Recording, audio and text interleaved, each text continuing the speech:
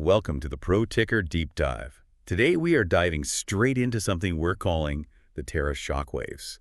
It's like this powerful, almost invisible tax that's really reshaping the U.S. economy as we speak. You know, when you hear politicians talking about global trade wars, it often sounds pretty distant, like some big geopolitical game. But the evidence we've looked at shows the financial fallout is hitting, well, your household budget and company balance sheets, much closer to home than most folks realize. Yeah, that's right. So the sources really force us to ask that key question, the one that gets kind of buried under all the rhetoric. Who is really paying the price for America's tariffs? Is it genuinely Beijing or Berlin footing the bill, like some claim? Or is it actually landing as this sort of hidden cost on the everyday American consumer? That really is the essential mystery we need to tackle. And honestly, the data paints a very complicated picture. Frankly, it's quite an uncomfortable one for the domestic economy. So our mission today is to get past the sound bites. We want to unpack the numbers, reveal exactly why that claim, the one about other countries paying, is, well, fundamentally misleading. Right. We need to see tariffs not just as some trade tool, but as this undeniable stealth tax. It works its way through supply chains, it spikes consumer prices, and it even messes with what central banks are trying to do. And the scale of this, I mean, it just jumps off the page. Yeah. We are talking about absolutely colossal sums of money flowing into government coffers here. Huge sums. U.S. tariff collections are running close to $30 billion every single month. Just think about that, $30 billion a month. If that keeps up, we're on track for, what, over $400 billion a year? Annually, yeah. I mean, to give you some perspective, that's more revenue than some of the biggest Fortune 50 companies pull in in an entire year. That's a massive, tangible chunk of money being pulled right out of the flow of commerce. That kind of scale just makes the who pays question even more critical, doesn't it? So let's jump into section 1. Let's debunk that main myth. Yeah.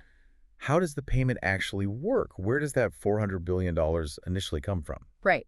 The initial payment part is surprisingly simple, but it's often misunderstood.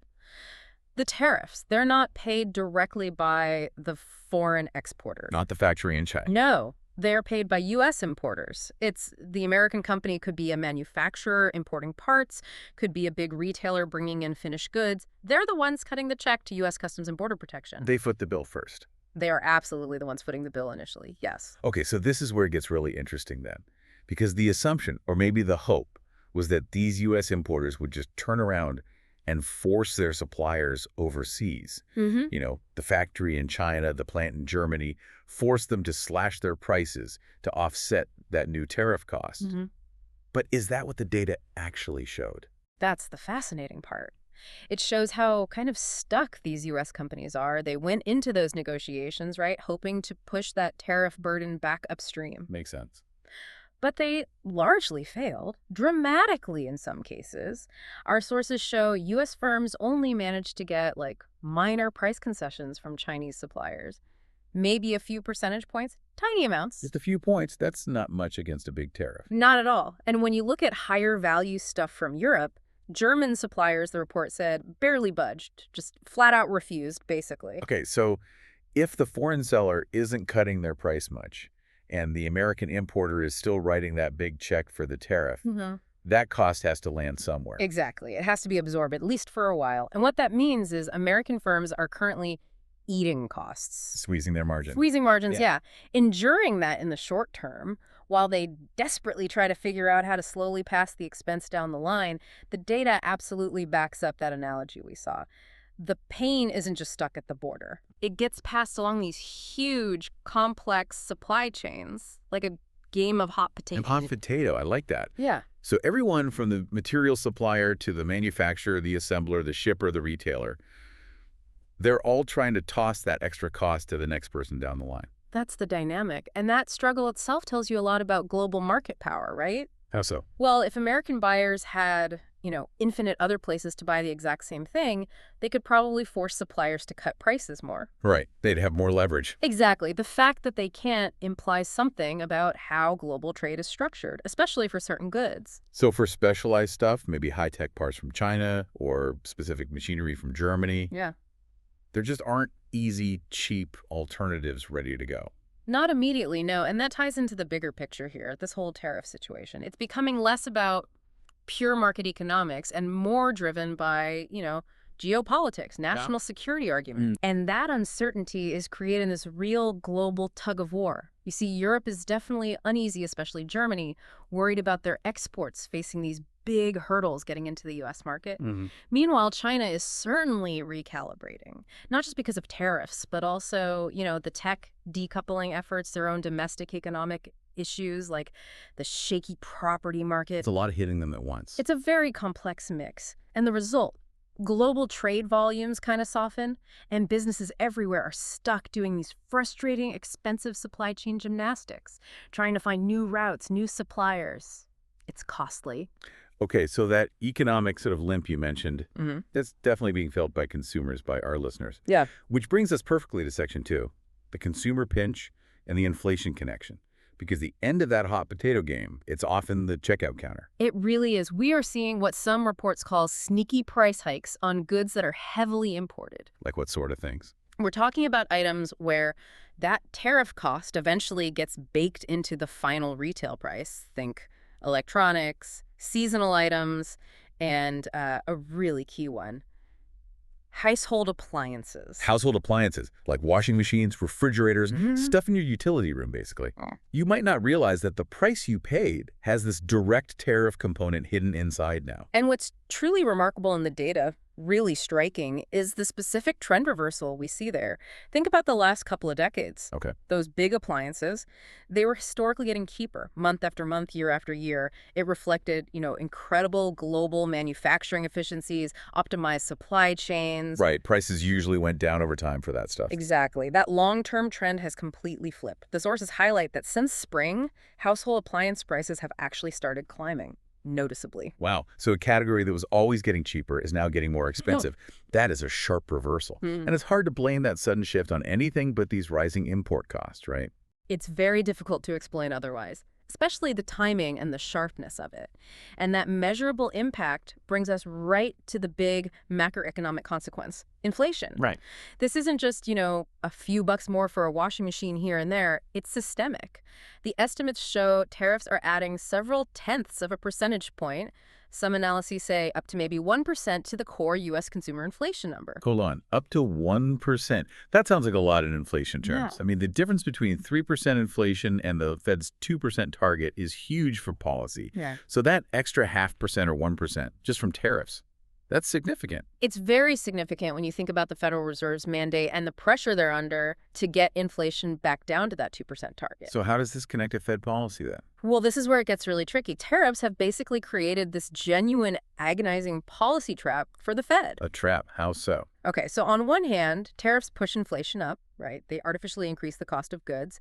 That demands tighter monetary policy, higher interest rates to cool things down. Okay, fight inflation with higher rates. Makes sense. But on the other hand, all this trade uncertainty, the supply chain disruptions, the economic limp we talked about, that can slow down job growth, create general economic anxiety.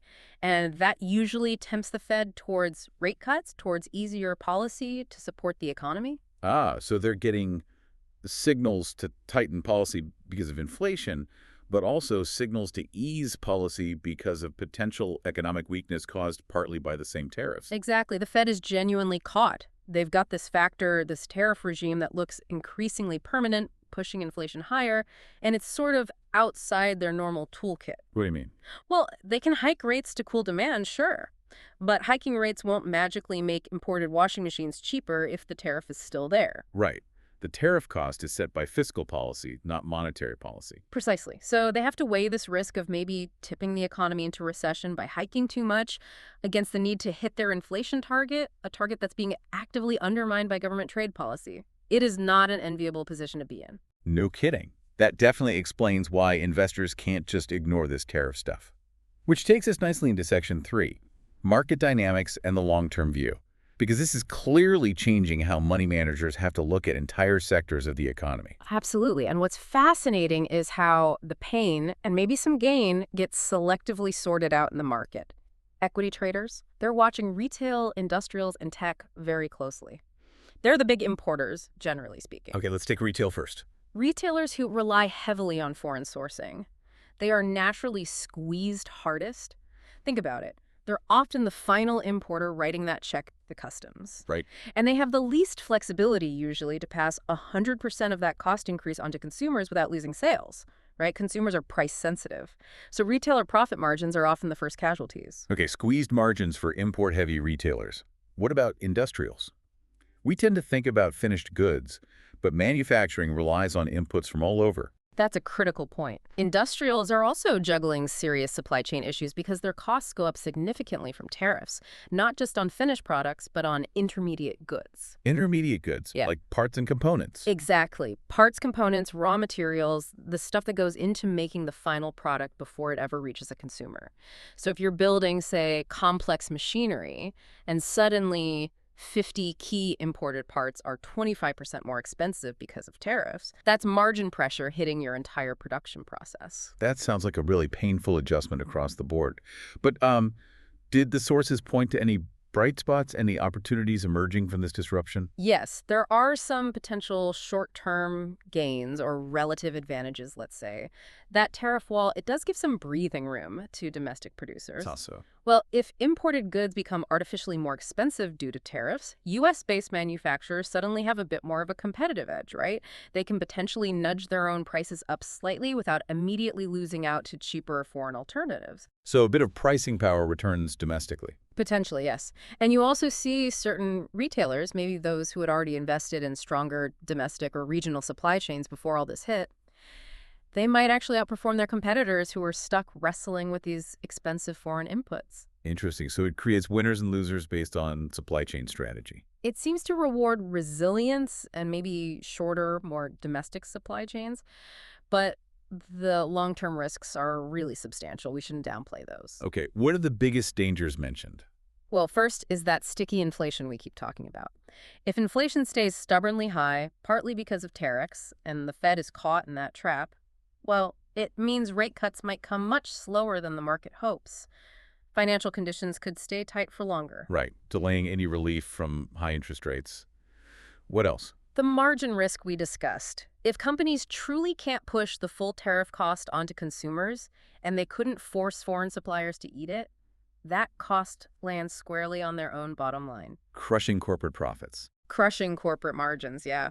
It's that economic squeeze play. Stuck between unavoidable higher import costs on one side and customers who are just unwilling or unable to pay significantly more on the other. That sounds unsustainable long-term for some businesses. It could be. And the third big risk, maybe the most dangerous one mentioned, is global retaliation. If other countries retaliate by slapping their own tariffs on U.S. goods and services, which they often threaten, and sometimes do, that creates these really damaging, volatile feedback loops that hurt U.S. exporters. Yeah, trade wars escalating. Okay, and these tariff ripples, they go beyond just the stock market, right? What about the bond market fixed income? Absolutely crucial connection there. The bond market runs heavily on inflation expectations. So that extra kind of semi-permanent inflation premium we discussed, driven partly by tariffs, it means bond yields could stay elevated for longer. Bond yields meaning the interest rate investors get on bonds. Exactly. So even if the Fed eventually does start cutting its short-term policy rate, those longer-term bond yields might not fall as much or as quickly because of this persistent inflation factor. So what does that mean for bond investors? Well, it puts fixed income investors in a tricky spot. On the one hand, they might be getting higher yields, which sounds good. But if those higher yields are just being offset or even eaten away by sustained, sticky, tariff-fueled inflation, then they aren't actually gaining real purchasing power. They have to balance getting a higher nominal return against the risk that inflation is just eroding the value of that return. A tricky balancing act indeed. And all of this seems to point towards a pretty critical long-term takeaway that businesses and investors really need to absorb now. Yes, it's that tariffs are no longer really seen as just a temporary bargaining chip, something that'll be negotiated away next quarter or after the next election. People thought that initially, maybe. Many did, but increasingly they are being treated, and businesses are planning for them, as a semi-permanent feature of the policy landscape. Wow. Semi-permanent. Businesses and investors really have to bake this reality into their long-term planning, their financial models.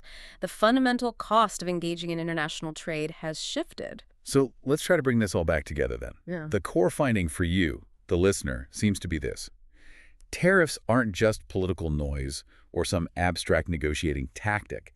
They are a functioning, complex stealth tax, really, on the U.S. economy. That's a good way to put it. While, yes, the U.S. importer technically writes the first check to customs, that pain doesn't stop there. It gets dispersed immediately, ultimately showing up for consumers and businesses as tighter margins, maybe slower growth, and definitely this noticeably stickier inflation. That idea that other countries pay, it makes for a great political soundbite.